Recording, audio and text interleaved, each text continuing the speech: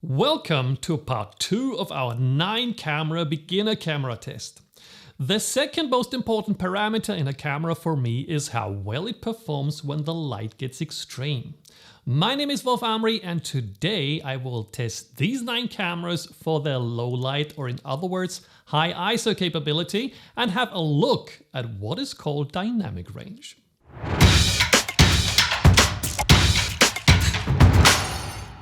What does low light capability really mean? When light gets low, you often have to raise the gain in the camera in order to get an image with acceptable image brightness. That gain is called ISO. If you want to get more info about ISO, check out our free YouTube photography course. I'll link you to that at the end of the video. The cameras in our test have a different max ISO range. That ranges from ISO 6400 on the Canon T7 to 25600 in most of the others, except for the Fuji, which is right in between at 12800. But that's just numbers. They don't really count much if the cameras can't keep up in real life, so let's see how the camera's images compare at different ISO levels and in different scenarios. The first one is indoor sports. We're going to photograph in an indoor soccer arena. Our neighbor Daniel happens to be a great soccer player, so he will be our model of the day. Thank you, Daniel, for volunteering. We need a fast shutter speed to freeze the motion. And since it is not all that bright, we have to set the ISO to 1600 to get a decent image brightness. The second scenario is very low light. Think about your beautiful Christmas tree. To keep that amazing mood, you don't want to use flash. But imagine you want to photograph your family, so you don't want to extend the shutter speed too much and create motion blur. All you can do is raise the ISO to get a decent shot. Can it get even lower? Yes, it can. Scenario number 3 is shooting the Milky Way. We went high up into the mountains to get a good view of the Milky Way. And nobody would doubt that it is pretty dark outside without any lights. And I have another test. While it is not really about low light performance in the face of it, it is still about image noise. I shot this image at sunset. The lighthouse in front is in backlight and pretty dark, while the sun, of course, is very, very bright.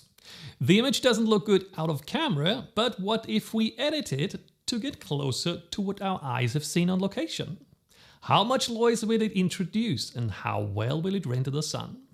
What is important in this context is the dynamic range of a camera. Just a quick explanation. Dynamic range in a camera tells you how many brightness levels the sensor can capture before it has to start clipping either the brighter end or the darker end. Theoretically, all the cameras are rather close together. Having a look at this graph on photons2photos.net, a website that does some in-depth analysis on camera sensors. The only camera that is unfortunately missing here is the Canon T7, but the others are listed and perform pretty similar. For comparison, I also tested my way more advanced A7R II from Sony, a so-called full-frame camera in all the test scenarios.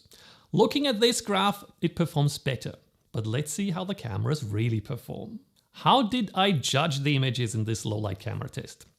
I created a Photoshop document and let someone else rename the layers so that I had no idea which layer represents which camera. Moreover, I even waited a few weeks. I had no time anyway, so I had absolutely no idea which image was which. Then I ordered them by what I felt had the least noise. To do that, I enabled and disabled the layer and closely inspected the image. After that was done, I gave them a rating from good to bad, 10 points for the best and 1 point for the worst performing images in the test. Beside that, I also had people in my Facebook group judge the Photoshop files, so I was not the only one to vote. Let me know if you would like to have a look at the files. I'll happily set up a link. And now to the results.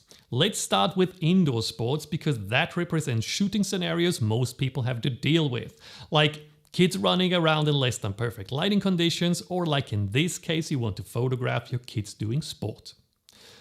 No surprise, the full frame camera takes the lead and creates a pretty decent image. I wouldn't worry much raising the ISO to 1600 for cases like this. If needed, If you don't need it, you definitely get better results keeping ISO as low as possible. When I compare the image of the Sony a7R II to the one with the most noise, which is the Olympus, you clearly see a difference. But still, this image is usable. I would have expected the difference to be bigger. And then I'll just pick the one in the middle, which is the Nikon D5600. And it is really usable. Here are the results for the socket test. The full frame camera in the lead, then the two Canon and Nikon DSLRs head to head, and surprisingly, because Canon is actually said to have the worst low light performance, in theory. Then comes the Fuji and the others. Next example, Christmas tree. Again, no surprise, the Sony a7R II takes the lead with a much bigger gap to the competition this time. Here is the midfield with the Nikon D3500 and the bottom end of the line again, the Olympus EM10 Mark III. Look at the detailed results for the Christmas tree low light test. It shows us that the Fuji X-T100 is second, then the two Canon DSLRs again ahead of the Nikons, which is once more a surprise. Next up, the night sky images. Same results regarding the full frame camera, impeccable result in regard to noise. Having a look at the beginner cameras in the test, we surprisingly see that the difference between them isn't really big. Compare the Fuji X-T100 that ranked a shared second place with the 9th place, which is the Canon M50. Virtually no difference. Only the Olympus again manages to get the last place and shows significantly more noise than the other entry-level cameras. Before we have a look at our lighthouse images, let's sum up the ISO performance. Here are the combined points the cameras received. Interestingly, we saw that the cameras didn't perform equally in all three tests. For example, the Fuji was in the midfield in one test and placed second in another. Other than expected, that shows me that noise sometimes is a rather subjective thing. The best camera received 10 points for each test and the worst 1 point. Then I divided the points by the three tests to receive the final rating. We see a clear lead to the full frame, but that was to be expected. Very surprising second place for the Canon T7, the one with the lowest maximum ISO range, and also the one that is often said to have a bad ISO performance. But we see there are in fact 4 groups of cameras. On the top the full frame, then 5 cameras on the same level, then with a respectable gap 3 more cameras, again pretty similar, and down at the very bottom, the Olympus. Now to the very interesting dynamic range test from the lighthouse at sunset. What do we see? I said out of the camera, they look really similar. They were shot at ISO 100, so noise shouldn't be an issue. But they look also pretty bad. The sun is too bright and the lighthouse is too dark. Nothing to call home about. But let me just quickly do some edits. I'd say that looks much better. Usually people who are really interested in photography start editing pretty soon. So that is something you have to keep in mind. That's why we even have a free image editing course on this channel. Let's have a closer look at the files now. I will compare the winner image to the worst performing shot to show you what is important to me. First of all, let's look at the noise. Let's zoom in at the red areas of the lighthouse. You can see a bit of noise on the winner image, but not all that much. And now, check this image. Pretty bad. So the first image did a good job at keeping information in the very dark areas. But what about the bright areas? Let's check the sun. The winner image has a beautiful smooth transition of the sun. I really hope you see that on the compressed video. The worst performing image creates a pretty ugly blob. Which camera created that blob? It was the Canon T7 that just performed pretty good in the ISO noise area. Here is another not all that great shot, this time from the Sony a6000. Another hard edge of the sun, not really nice. And back to the winner with that beautiful smooth transition. Which one is the winner? It's a big surprise. Not the full-frame Sony a7R II, but the very affordable Nikon D3500 with its sister the Nikon D5600 having a very similar performance. So there is a ranking for the dynamic range test. And since these sensor-related tests belong kind of together, here is a combined ranking.